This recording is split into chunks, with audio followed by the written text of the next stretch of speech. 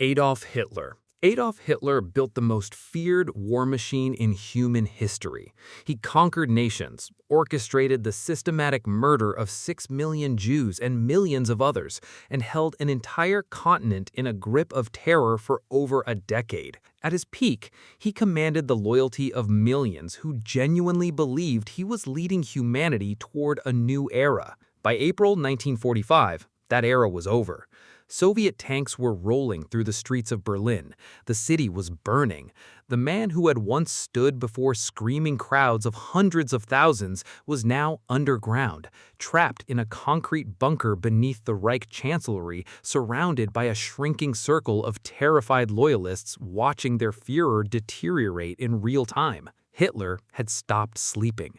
He was shaking uncontrollably, his left hand trembling so badly he had to press it against his thigh during meetings to hide it. He was taking cocktails of drugs administered by his personal physician. He was raging at maps, screaming at generals about armies that no longer existed, ordering counterattacks from divisions that had already been destroyed. The man was gone before he was dead. On April 29th, in a brief midnight ceremony in the bunker, Hitler married his longtime companion, Eva Braun. A small group of staff attended. Someone produced a bottle of champagne. It was the most surreal wedding in history, held 50 feet underground while the city above them burned. The next morning, April 30th, Hitler said his final goodbyes to his staff, shaking hands methodically down the line.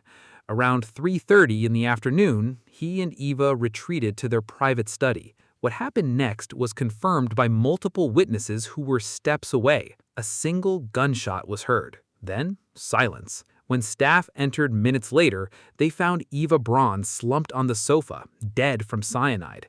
Hitler was beside her in his chair, a gunshot wound to his right temple, a pistol on the floor. He had bitten into a cyanide capsule and shot himself simultaneously, taking no chances. Their bodies were carried up the bunker stairs, doused with gasoline in the Reich Chancellery garden, and set ablaze while Soviet artillery boomed overhead. The fire burned for hours. What remained was barely identifiable. He was 56 years old. The man who had sent millions to industrialized death chose a hole in the ground as his final throne and a can of gasoline as his funeral pyre. Soviet forces arrived at the bunker hours later. They found a scorched patch of earth and a legacy of horror that the world is still reckoning with today. Muammar Gaddafi. Muammar Gaddafi ruled Libya for 42 years. He was bizarre, brutal, and utterly convinced of his own greatness. He traveled with an all-female bodyguard unit. He slept in a Bedouin tent even during foreign visits. He wrote a political philosophy book called The Green Book and made it mandatory reading across Libya. He funded terrorist organizations across the globe and ordered the bombing of civilian aircraft. For 4 decades, he was untouchable. Then the Arab Spring arrived and everything collapsed in months. As rebel forces swept across Libya in 2011, Gaddafi fled Tripoli and retreated to his hometown of Sirte, where he held out for weeks while NATO airstrikes systematically destroyed everything around him. By October, Sirte had been reduced to rubble. His inner circle was evaporating. His options had run out. On October 20th, 2011, a NATO airstrike destroyed his convoy as it tried to flee Sirte. Gaddafi survived the strike and scrambled from the wreckage with a handful of remaining bodyguards. He ran, the most powerful man in Libya for 42 years, running through rubble on foot. He crawled into a concrete drainage pipe and hid. Rebel fighters found him within the hour. Multiple cell phone videos captured what happened next. A bloodied, disoriented Gaddafi was dragged out of the pipe into the open, his face swollen, his golden uniform torn and covered in dust. He was confused, pleading, barely recognizable as the man who had stood before the world for decades, declaring himself the King of Kings of Africa. In the videos, he can be heard asking what he did wrong. The rebels weren't listening. He was beaten, struck with rifle butts, manhandled through the screaming crowd. Exactly what happened in those final chaotic minutes remains disputed, but Gaddafi was shot, reportedly in the head and torso, and died shortly after being pulled from that pipe. He was 69 years old. His body was displayed in a commercial meat freezer in the city of Misrata for 4 days. Libyans lined up to file past the corpse of their former dictator. He was eventually buried in a secret location in the desert, coordinates undisclosed. The King of Kings of Africa died begging for his life in a drainage ditch. The whole world watched it on their phones. Nicolae Ceaușescu. Nicolae Ceaușescu ruled Romania for over 20 years with sophisticating control. He built a personality cult so extreme that even owning a typewriter required registration from the government. He demolished historic neighborhoods to build a monstrous presidential palace. While ordinary Romanians queued for bread in the cold, Ceaușescu and his wife Elena lived in obscene luxury, convinced the Romanian people loved them completely. They were about to find out otherwise. In December 1989, as communist regimes collapsed across Eastern Europe one by one, protests erupted in Romania. Ceaușescu made a catastrophic miscalculation. He arranged a public rally in Bucharest, expecting the usual choreographed adoration. Instead, the crowd began booing. On live state television, the most powerful man in Romania stood at his balcony and watched his manufactured reality collapse in real time. The look on his face in that moment, pure disbelief, was broadcast across the country. Within days, the revolution had overwhelmed everything. On December 22nd, Ceaușescu and his wife Elena attempted to flee Bucharest by helicopter from the roof of the Central Committee building as protesters stormed the entrance below. They were captured within hours.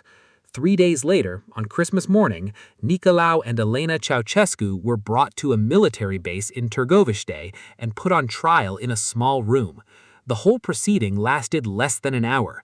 The charges included genocide and crimes against the state.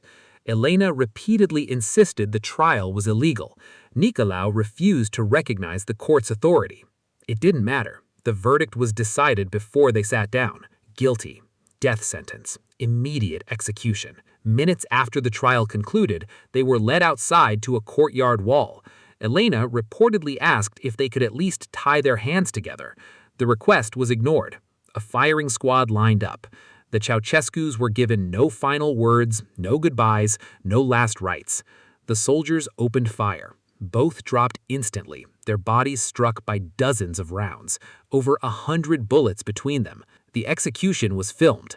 That evening, Romanian television broadcast it nationally. The footage spread internationally within hours. A dictator and his wife, alive in a courtroom at noon, dead against a bullet-pocked wall by afternoon. It was Christmas Day, 1989. Romania celebrated. Saddam Hussein. Saddam Hussein had ruled Iraq with absolute terror for 24 years. He had used chemical weapons against his own Kurdish population, massacring thousands. He had launched devastating wars against Iran and Kuwait. He had built a network of torture chambers and mass graves that investigators are still uncovering today. After the United States-led invasion of Iraq in 2003, Saddam disappeared. The most wanted man in the Middle East vanished completely while the world's most powerful military searched for him. They found him 8 months later, in a hole in the ground. On December 13, 2003, U.S. forces acting on a tip raided a farmhouse near his hometown of Tikrit. Beneath a mud hut hidden under a trap door covered with dirt and bricks, they found a narrow pit roughly 8 feet deep. Inside was Saddam Hussein, disheveled, disoriented, with a long matted beard, armed with a pistol he made no attempt to use. A soldier shone a torch into the hole. Saddam raised his hands. The man who had once presided over military parades and ordered the deaths of hundreds of thousands was pulled from a hole in the ground, looking like a confused old man. He told soldiers he was the president of Iraq. He said he wanted to negotiate. Nobody was negotiating. After a lengthy trial for crimes against humanity, Saddam Hussein was sentenced to death by hanging. On December 30, 2006, at dawn, he was led into an execution chamber at an Iraqi military base in Baghdad. He was dressed in a black coat, calm and composed. What was supposed to be a solemn, controlled execution became a spectacle. Someone in the room had a cell phone. As Saddam stood on the gallows with the noose around his neck, guards began taunting him with sectarian insults. Saddam responded with defiance, staring them down, reciting prayers in a steady voice until the trap door opened beneath him. The cell phone video leaked online within hours. The entire world watched it. He was 69 years old. His body was returned to his family and buried in Tikrit. The hole he was pulled from became a tourist attraction. People lined up to have their photograph taken beside the pit where the dictator had been hiding. Saddam Hussein, who had built palaces across Iraq, spent his final months of freedom in a hole 8 feet deep. Pol Pot. Pol Pot was the architect of one of the most extreme genocides of the 20th century. As the leader of the Khmer Rouge in Cambodia, he attempted to create an agrarian utopia by force, evacuating entire cities overnight, abolishing money, closing hospitals and schools, and working the population to death in rural labor camps. Intellectuals were executed. Wearing glasses was enough to get you killed because it suggested you could read. Between 1975 and 1979, an estimated 2 million Cambodians died, roughly a quarter of the entire population. Then, Vietnam invaded, the Khmer Rouge collapsed, and Pol Pot fled into the jungle. What followed was one of history's most obscene conclusions. Pol Pot spent nearly 2 decades hiding in the jungle near the Thai border, protected by remnants of his movement, completely free, never arrested, never tried, never held accountable for a single death. He grew old in the jungle, he gave occasional interviews, he expressed no regret. By 1998, he was 73 years old, frail and ill, under a form of house arrest by a splinter faction of his own former movement who had finally turned on him. A makeshift tribunal organized by his own former comrades convicted him of the 1997 murder of a Khmer Rouge defector, not for the 2 million deaths, for one murder. He was sentenced to life under house arrest.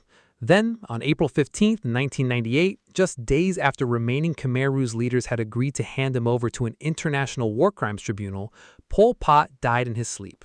Heart failure, in a bamboo hut in the jungle. No trial, no courtroom, no victims able to face him, no accountability whatsoever for the deaths of 2 million people. The Khmer Rouge, knowing the world would be skeptical, invited journalists to photograph the body. Images of Pol Pot lying on a bamboo cot, dead and unremarkable, circulated in newspapers globally. His body was cremated on a makeshift pyre of tires and rubbish at the edge of the jungle. 2 million people, a bamboo hut, and a pile of burning tires. That was the entire reckoning.